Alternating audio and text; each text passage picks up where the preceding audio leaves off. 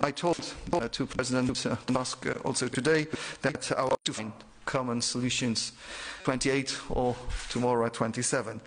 In case of these proofs not to be possible, we should not be afraid to look for ways and means to tackle urgent problems in order to other constellations as foreseen by the treaties, like, for example, reinforced cooperation among some member states.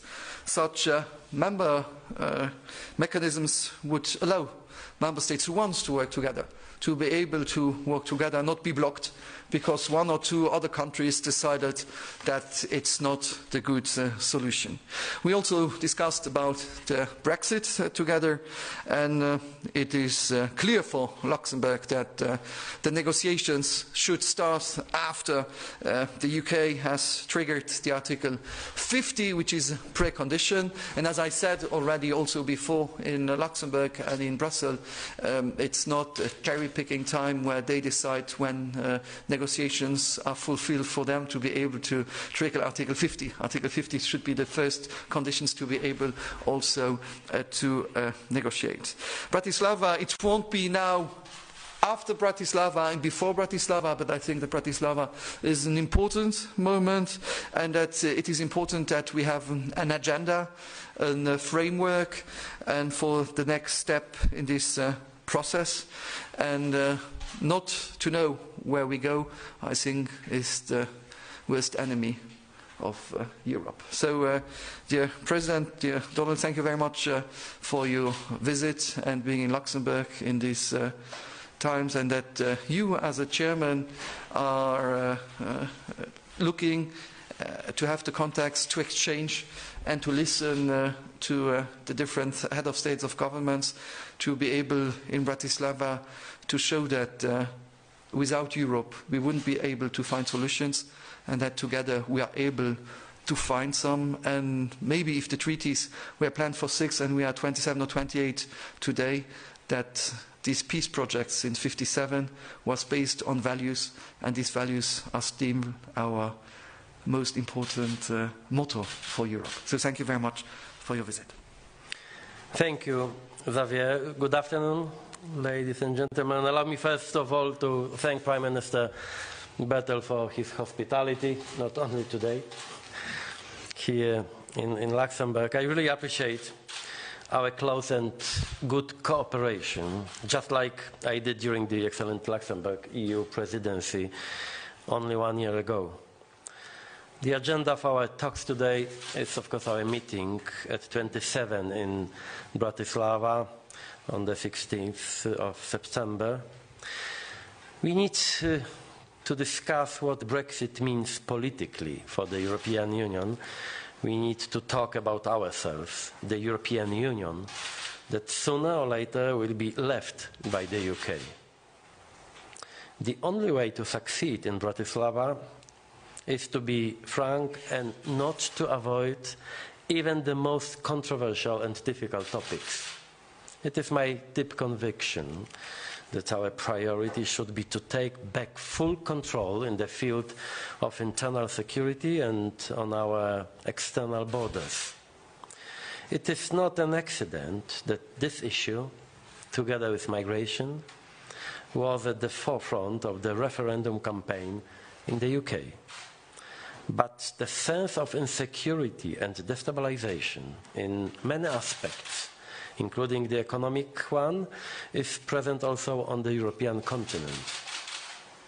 I am now in the process of consulting all the leaders of the EU member states.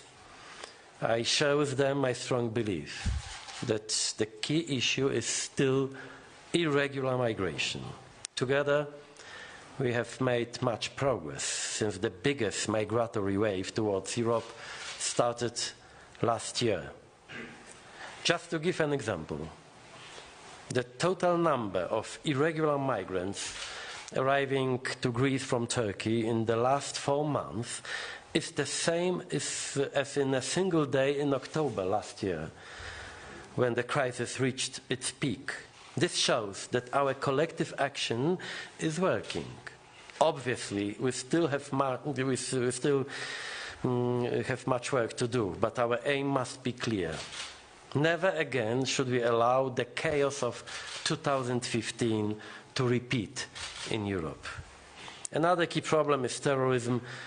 We must strengthen our cooperation in the areas of internal and external security, especially in light of the recent terrorist attacks on European soil. National security is and will remain a national responsibility, but there is more we can do at the European level to help member states fight terrorists. In the course of the consultations I have conducted so far, my interlocutors also paid attention to the big and growing fear of globalization and the feeling of uncertainty about our economic future. The feeling of people that globalization only benefits the elites. We must help people to restore faith in the fact that the EU should serve them, guarantee their protection and share their emotions. All too often today, the European elites seem to be detached from reality. In Bratislava, we need to come up with a common diagnosis of the European Union after the vote in the UK. We will not solve all the EU's problems overnight, but what we need to do there is to establish common objectives. This will allow us to rebuild a sense of political unity in the months to come, also ahead of our meeting in Rome in March 2017, 60 years after the founding of our community. We need that sense of political unity much more today, with the world around Europe bringing more threats than opportunities than we did in the sunny days. And one last point. It is not our intention to talk about the UK in Bratislava or our negotiation strategy vis-à-vis the UK. Our position is crystal clear. There will be no negotiations without notification.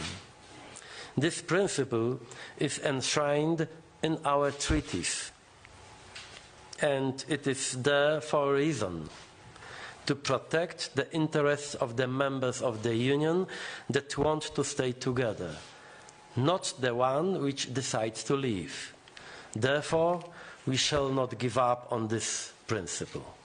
Thank you.